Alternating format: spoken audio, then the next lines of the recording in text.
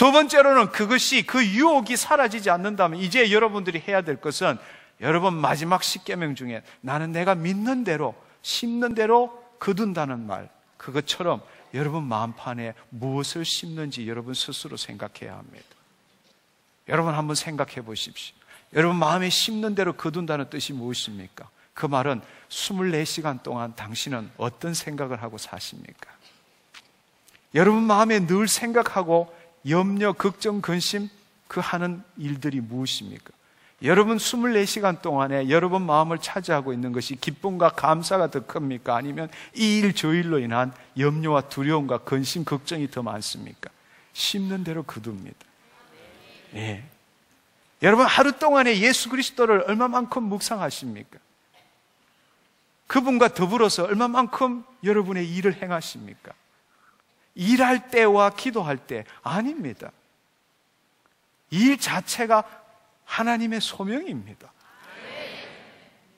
여러분 24시간 동안에 얼마만큼 예수 그리스도와 동행하느냐? 심는 대로 거두는 것입니다. 한번 생각해 보십시오. 여러분 빌립보서 4장 8절에 보면 정말로 형제들아 무엇이든지 참되며 무엇이든지 경건하며 무엇이든지 옳으며 무엇이든지 정결하며 무엇이든지 사랑할 만하며 무엇이든지 칭찬할 만하며 무슨 덕이 있든지 무슨 기림이 있든지 이것들을 생각하라. 아멘. 여러분 오늘 배웠던 새로운 정체성의 십계명은 저희 홈페이지에 떠 있습니다. 여러분 돌아가셔서 그것을 다운로드 받으셔서 벽에다 붙여 놓으십시오. 현관문에다 붙여 놓으시고 매일 나갈 때마다 들어올 때마다 십계명을 외쳐서 그것이 여러분에게 이제는 여러분이 생각하지 않아도 그 십계명에 의해서 그 사고체계에 의해서 감정으로 느끼고 행동하도록 하십시오. 여러분의 인생이 변화될 것입니다. 아멘. 아멘. 그렇습니다. 할렐루야. 하나님 감사합니다. 자, 이제 두 번째 제목입니다. 축복과 저주에 대해서 함께 나누기를 원합니다. 우리는 축복받는다는 말은 매우 익숙하지만 저주라는 말은 듣기도 싫어하고 축복을 받든지 축복을 안 받든지 이렇게 생각합니다. 그러나 여러분 이 세상에는 축복 아니면 저주지 축복을 받든지 축복을 안 받든지는 없다는 사실을 알아야 합니다. 성경에는 여러분들이 인정 안 할지 모르시지만 축복보다 저주라는 말이 2배나 많이 나옵니다. 제가 찾은 프로그램에는 축복은 94번이 나오지만 저주는 181번이 나옵니다. 축복이 있으면 저주가 있습니다. 하나님께서 우리에게 약속하신 그 언약 중에 굉장히 중요한 것이 하나 축복입니다. 그분은 왜 우리에게 복 주시기를 그렇게도 원하십니까? 타락한 세상에 저주가 있기 때문에 그렇습니다. 그런데 우리는 축복 이야기하기는 그렇게도 좋아하지만 저주 이러면 뭔가 싫고 이야기하지 않기를 원한다는 사실입니다. 그렇다고 해서 여러분들이 저주를 생각하지 않는다고 해서 저주의 그늘에서 벗어날 수 있는 것은 아니라는 것입니다. 분명히 기억해야 될 것은 축복 아니면 저주. 신명기 30장 19절에 보면은 내가 오늘날 천지를 불러서 너에게 정글을 삼노라. 내가 생명과 사망과 복과 저주를 내 앞에 두었은즉 너희는 생명을 택하라 라고 말씀하십니다. 예, 그렇습니다. 한번 생각해 보십시오. 많은 사람들이 저주 이러면은 한간에 떠돌았던 가게의 저주를 끊어라 이 이야기가 떠올라서 저주 이러면은 그거 아닌데 이렇게 생각할지 모르겠습니다. 그러나 여러분 저는 가게의 저주를 끊어라 가게의 저주가 흐른다는 말을 믿지 않습니다. 그러나 여러분 저주는 반드시 있습니다. 그 사실을 여러분들이 기억해야 합니다. 우리는 흔히들 저주 이러면은 하나님의 저주만을 생각합니다. 하나님의 저주 그것이 바로 율법의 저주이죠. 우리 인간이 죄를 짓고 타락했을 때에 하나님께서는 우리에게 율법을 주셨고 우리의 육신의 행위로 그 율법을 지킬 때는 축복이고 그 율법을 지키지 못할 때는 저주 가운데 놓인다고 말했습니다. 그래서 구약에서는 모든 사람들이 그 율법을 지키기 위해서 노력을 했죠. 그것이 유대인들이고 지금도 그들은 메시아가 아직 오지 않았다고 믿고 그 율법을 지키려고 수만 가지의 율법을 만들어서 지키고 있다는 사실입니다. 성경에 보면은, 구약에 보면은 축복은 1000대 이르고 저주는 3, 4대 이른다, 그러한 말들이 꽤나 많이 나옵니다.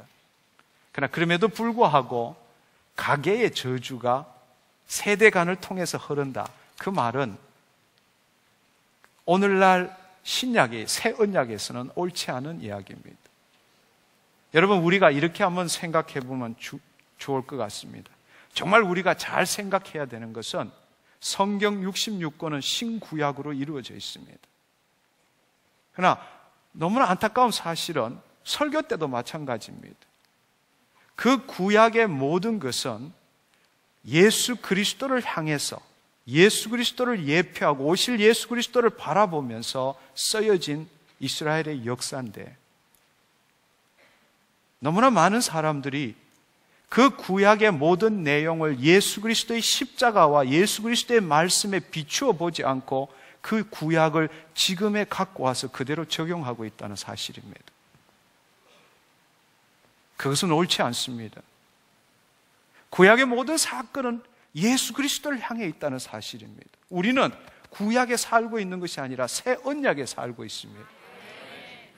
그 구약을 볼 때에 예수 그리스도를 통해서 봐야 하고 예수 그리스도의 십자가를 통해서 볼 때라야만이 그 구약이 우리 그리스도인에게 가치가 있는 것이지, 예수 그리스도를 제외한, 예수 그리스도를 무시한 구약은, 그 구약을 지킨다면 우리가 유대교를 믿는 유대주의자와 다를 게 뭐가 있습니까?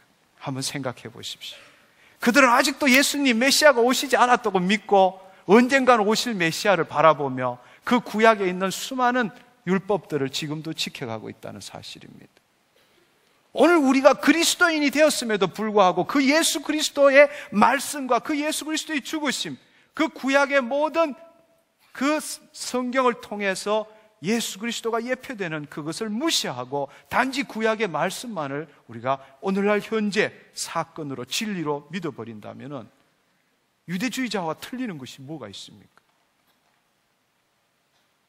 구약의 모든 말씀은 하나님의 진리이지만 그것을 볼 때는 예수 그리스도의 마음으로 보아야 합니다. 아멘. 그렇습니다. 가게 흐르는 저주도 마찬가지입니다. 성경에 보면은 축복은 1000대고 저주는 3, 4대, 그런 말들이 많습니다. 그래서 한간에는 가게의 저주가 흐른다고 이야기를 합니다. 그러나 우리가 예수 그리스도로 말미암아 우리가 죄 사함을 받았다면, 갈라디아서 3장 13절에 있는 것처럼 예수께서 친히 저주를 받으심으로써 우리로 하여금 모든 율법의 저주에서 자유케 하셨다고 말씀하십니다. 아멘. 그러나 우리가 이런 일은 얼마든지 있을 수 있겠죠. 그 부모가 지은 죄와 행동으로 그 집안에서 우리가 그 아버지의 행동과 태도 가운데 우리가 살았을 때, 그 아버지를 닮거나 그 영향을 받았을 때에 우리가 동일한 죄를 짓고 동일한 저주 가운데 놓일 수는 있겠죠. 그것은 세대간에 흐르렀다고 말할 수가 없는 겁니다. 정말 중요한 것은 새 언약을 주실 때에 에레미야서에 보면 이렇게 말씀하십니다. 에레미야서 31장 29절에서 31절에 보면은, 그때 그들이 다시는 이르기를 아비가 신포도를 먹었으므로 아들들의 이가 시다 하지 아니하겠고, 신포도를 먹는 자마다 그 이가 신같이 각기 자기 죄악으로만 죽으리라. 나 여호와가 말하노라. 보라, 날이 이르니 내가 이스라엘 집과 유다 집에 새 언약을 세우리라 라고 말씀하십니다. 우리 각자는 각자 지은 죄와 죄악으로 인해서 하나님 앞에 심판받습니다. 부모의 죄가 우리에게 전가되지는 않는다는 사실입니다. 그러나 그 부모가 살아왔던 환경과 그 부모의 태도에 인해서 내가 그 부모와 동일한 삶을 살 때에 동일한 저주 가운데 놓일 수는 얼마든지 있죠. 그 부분을 여러분들이 분명하게 이해했으면 좋겠습니다. 성경에 대부분 오늘 많은 사람들이 저주 이야기를 할 때에 율법의 저주에서부터 우리가 자유함을 놓였다. 저주라는 것은 누가, 어떤 사람이 다른 사람에게 하나님이 원치 않는 바를 선포하고 기대할 때 그것을 저주라고 이야기를 합니다. 우리가 내 아내에게, 내 남편에게, 내 자녀에게 말을 하나님의 원치 않는 말을 함부로 할 때 그것은 저주가 되는 것입니다. 우리가 하는 사람은 저주를 하는 것이고 받는 사람은 저주 아래 놓이게 되는 것이죠. 그래서 우리는 저주라는 말을 너무나 두렵게 생각하는 것, 절대로 그렇지 않다는 사실입니다. 저주는 두려운 것이 아니라 우리는 이미 이긴 자입니다. 그러나 하나님 십자가의 그 구속으로 인해서 우리가 그 하나님의 능력을 적용할 때라야만이 그 저주가 사라지는 것이지, 가만히 내가 예수 그리스도만 믿었다고 해서 모든 저주가 나에서부터 다 사라진다, 그것은 사실이 아니라는 겁니다. 아멘. 저주라는 것을 좀 더 크게 여러분들이 이해하시기를 바랍니다. 율법의 저주뿐만 아니라 다른 사람이 나에게 행한 것, 부모가 나에게 행한 것, 악한 영이 나에게 행한 것, 내가 다른 사람에 행한 것, 다 저주일 수 있다는 사실입니다. 그 관점에서 오늘 이 시간에 우리에게 임한 저주를 파쇄하는 일을 행했으면 좋겠습니다. 아멘. 다시 한번 말씀드리지만 예수님께서 우리를 율법의 저주에서 자유케 하셨고 속량하셨기 때문에 예수 믿기만 하면 모든 저주에서 자동적으로 벗어난다, 이렇게 생각하는 것은 잘못된 생각이라는 것입니다. 그리스도께서 우리를 위하여 저주를 받은 바 되사 율법의 저주에서 우리를 속량하셨으니 기록된 바 나무에 달린 자마다 저주 아래 있는 자라 하였음이니라. 이 말은 우리가 새 언약 아래 놓여 있기 때문에 더 이상 우리가 율법의 행위로서 율법의 저주로부터 자유케 되는 것이 아니라 오직 예수 그리스도를 믿음으로써 우리는 율법의 저주로부터 자유케 된다는 말씀입니다. 그러나 그렇다고 해서 우리가 구원받은 사람이 날마다 성화되어 가면서 우리가 지은 죄를 회개하지 않아도 다 저주가 사라졌다, 그것은 말도 안 되는 이야기입니다. 그 사실을 여러분들이 한번 생각해 보십시오. 정말 내가 예수 믿었는데 나에게 저주가 웬 말이냐 이렇게 외친다면은 여러분 이 자리에 왜 오셨습니까? 저주로부터 자유케 되었다면 질병도 없어야 합니다. 하나님이 본래 우리가 저주 전에 있었던 그 상태의 삶을 살아야 합니다. 그렇다면 당신이 구원받지 못했기 때문에, 진짜 구원받지 못했기 때문에 지금 저주 가운데 놓여 있고 이런 고통과 이런 질병 가운데 놓여 있단 말입니까? 아닙니다. 그렇지 않습니다. 우리는 저주를 이야기할 때 구원의 근거와 구원의 적용에 대해서 너무나 많은 혼돈이 있기 때문에 그렇습니다. 우리가 정말 알아야 될 것은 우리가 예수 그리스도로 말미암아 우리는 영원한 죄의 형벌로부터 죄사함을 받았습니다. 우리의 영이 새롭게 되었습니다. 우리는 칭의로운 의로운 자가 되었습니다. 그러나 그럼에도 불구하고 우리의 육신은 날마다 성화되어가는 삶을 살아야 합니다. 그 예수 그리스도의 십자가를 날마다 적용하는 삶을 살아야 합니다. 우리 가운데 얼마든지 저주들이 놓일 수 있지만 그 저주를 두려워하는 것이 아니라 그 저주가 무엇인지를 알고 예수 그리스도의 이름으로 그 저주를 파쇄해야 합니다. 그것이 우리의 성화된 삶이라는 것입니다. 근데 내가 예수만 믿으면 됐지, 더 이상 나에게는 저주가 없다, 이렇게 생각하는 것은 너무나 잘못된 생각입니다. 구원은 모든 만민들에게 주어진 것입니다. 그러나 그것을 적용하는 것은 또 다른 문제입니다. 나의 믿음으로 적용해야 된다는 사실입니다. 아멘? 그렇습니다. 다시 한번 말씀을 드립니다. 우리가 율법의 저주에서 자유함을 얻었지만 그것은 우리가 의롭게 된 위치와 신분을 나타내지만 우리 현재의 삶은 아니라는 것입니다. 우리는 이미 새 것이 되었고 율법의 저주에서 속량되었음에도 불구하고 사도 바울이 말한 것처럼 우리는 날마다 죽어야 하고 푯대를 향하여 부름의 상을 쫓아가야 합니다. 아멘.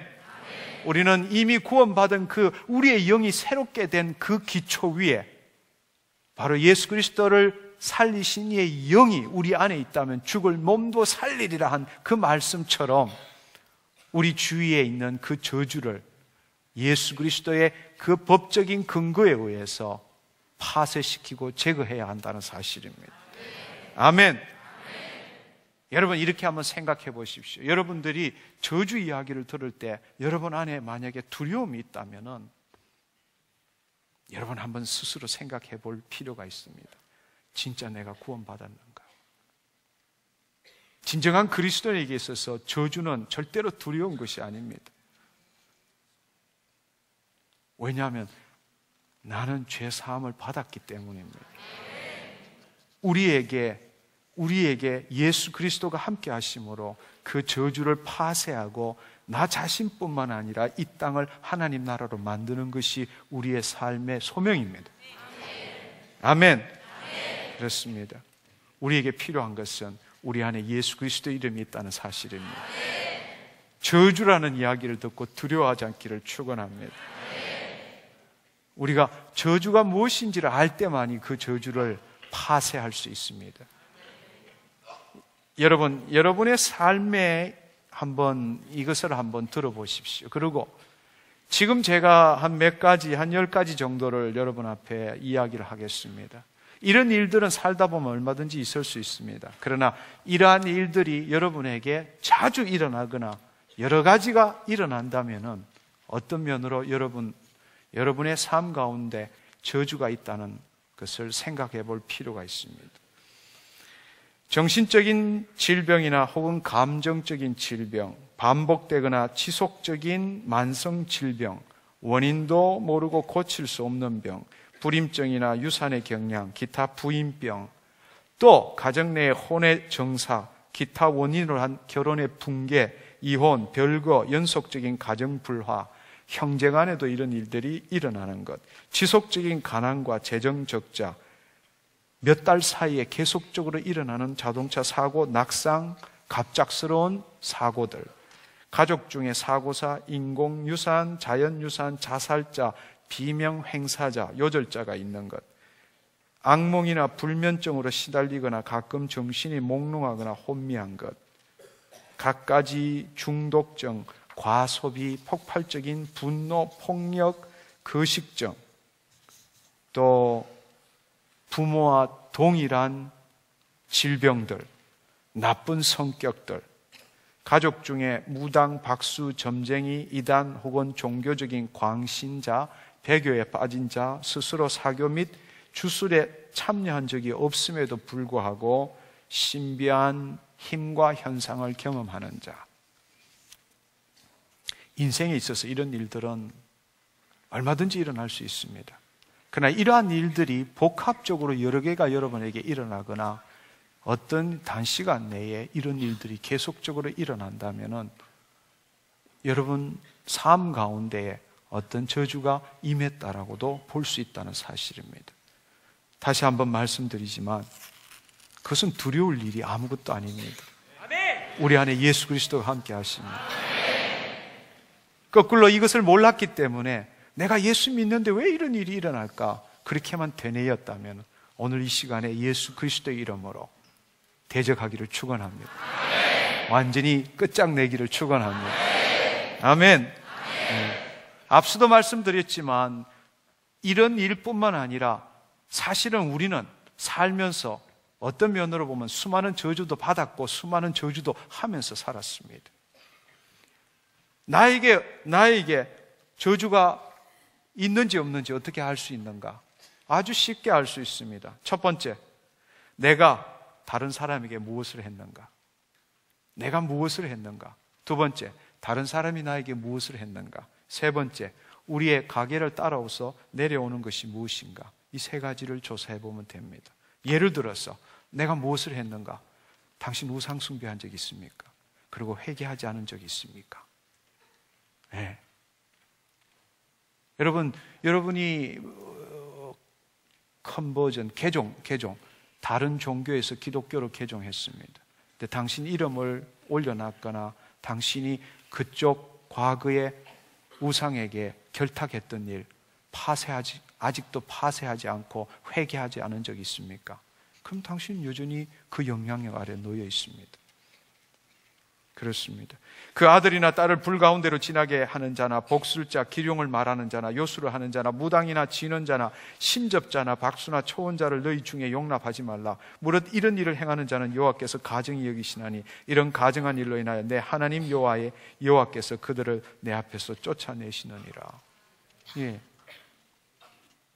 여러분, 무당집에 찾아가고 점집에 찾아가고 예수 믿으면서도 자녀 결혼할 때에 점 보고 날짜 잡고 이사할 때 날짜 잡고 그랬다면 여러분 여전히 그 영향력, 그 저주 아래 놓여 있다는 사실입니다. 여러분, 부모에게 여러분 어떻게 했습니까? 부모를 정말 존경했습니까? 부모를 공경했습니까? 대부분 다 그렇지만은 그 중에는 부모를 거절하고 거부하고 부모에게 반역하는 죄를 지은 사람, 그것은 당신이 저주 아래 놓여 있다는 사실입니다. 당신 스스로가 하는 말과 생각들, 당신 아내에게, 당신 남편에게, 당신 자녀에게 한 것 기억나십니까? 한번 생각해 보십시오. 우리는 결코 저주한다 이런 뜻으로 말한 것은 아니지만 당신의 말이 상대방에게 저주를 준 것이 얼마나 많습니까? 특별히 자식들한테 했던 말, 여러분이 습관적으로 입에 붙어 있는 말 한번 생각해 보십시오. 어이구, 이 쓸모없는 인간, 너는 잘 되기는 글렀어. 내 애미야 똑같아. 너는 커서 결혼도 못할 거야. 너 같은 인간하고 누가 결혼하겠냐? 누가 널 데리고 가겠니? 너는 왜 이렇게 못생겼니? 너는 틀림없이 백수가 될 거야. 사람을 믿지 마. 그렇게 하면 너는 항상 어려움에 처할 거야. 너는 정말 악독하거나 너는 절대로 변하지 않을 거야. 항상 그 모양 그 꼴이야. 너는 제대로 하는 게 없어. 너는 멍청이야. 너는 아무 가치도 없어. 이 바보 같은 자식아, 너는 절대 직업을 갖지 못할 거야. 너는 평생 아플 거야. 자녀가 자신의 기준에 미치지 못한다고 해서 자기 마음에 가득한 것을 그대로 뱉어낸 부모, 그것이 당신 자녀에게 내린 저주이고 당신 자녀는 그 저주 아래 놓여 있다는 사실입니다. 그것은 일로 들어오는 것이 아니라 깊숙한 곳에 들어가서 그 자녀의 평생을 묻고 있다는 사실입니다. 오늘 그렇게 하신 분 돌아가셔서 당신 자녀에게 용서를 구하십시오. 용서를 구할 때에 저주가 풀립니다. 네. 여러분 일부러 저주하려고 당신 자녀에게 그렇게 한 거 아닙니다. 당신 자녀를 사랑하기 때문에, 그러나 당신 방식대로 했기 때문에, 하나님 방식이 아니라 당신의 기대가 크기 때문에, 당신의 못다한 그 기대를 자녀를 통해서 이루려고 하는 잘못된 생각 때문에, 그것은 회개해야 합니다. 이런 일들은 선생님이 학생에게, 군대 상관이 그 부하에게, 고용주가 직원들에게 얼마든지 있을 수 있습니다. 또 한편으로는 남편이나 아내가 함부로 서로에게 하는 것도 저주가 되겠죠. 예를 들면 남편이 아내에게, 당신 우리 엄마처럼 할 수 없어? 옷이 뭐야, 이 시골떡이 같아. 당신은 늘 형편이 없어. 옆집 아내처럼 할 수 없어? 잠자리에 당신을 볼 때마다 목숙처럼 느껴져. 치명적인 저주죠. 반대로 아내가 남편에게, 나는 진짜 남자하고 결혼하길 바랬는데 당신은 항상 성관계에만 관심이 있어. 자식들이 존경할 수 없는 아버지를 가졌다는 것은 너무 슬픈 일이야. 당신은 어쩌면 당신 아버지와 꼭 닮았어. 무능한 게 말이야. 직장 못 가지는 게 당연해. 나 같아도 당신 같아라는 사람을 쓰지 않을 거야. 이 말이 얼마나 그 가슴을 파고들었겠습니까? 비수처럼 파고들어서 그 남편 아내의 인생을 좀먹고 있다는 사실입니다. 오늘 이 시간 돌아가셔서 여러분 마음에 가득한 것을 함부로 남편 아내에게 뱉었다면 가셔서 무릎 꿇고 회개하십시오. 예, 그렇습니다. 아멘 한번 합시다. 아멘. 네, 그렇습니다. 저 역시 이 내적 치유가 없었을 때 제 아내가 저보고 그런 말을 하더라고요. 당신은 너무 미숙하고 잔인해. 그때는 엄청 화를 냈지만 나중에 알고 보니까 바로 제가 그런 사람이었습니다. 우리 부부가 서로 앉아서 회개했습니다. 그럴 때 우리 안에 영적으로 보면 마치 고무줄 같은 것이 서로 칭칭 묶고 꼼짝달싹을 못하는 그것들이 다 깨어질 때라야만이 예수 그리스도 안에 자유함을 얻을 수 있다는 사실이에요. 아멘. 목회자가 성도한테도 마찬가지입니다. 성도가 목회자에게도 마찬가지입니다. 우리는 얼마든지 저주할 수 있습니다. 그러나 앞서도 말씀드린 것처럼 빌립보서 4장 8절의 말씀처럼 우리는 우리 안에 마음에 가득한 것을 입으로 말하지만 하나님의 그 사고 체계로 기록해 놓을 때에 우리 안에 나오는 모든 것이 축복의 말이 될 것입니다. 아멘. 우리는 스스로에게도 저주합니다. 내적 맹세를 통해서, 부정적인 선포를 통해서. 우리는 고의는 안 하지만 부모로부터 어떤 상처를 받고 힘든 상황을 볼 때마다 스스로에게 저주를 합니다. 그녀는 나를 미치게 해. 그 생각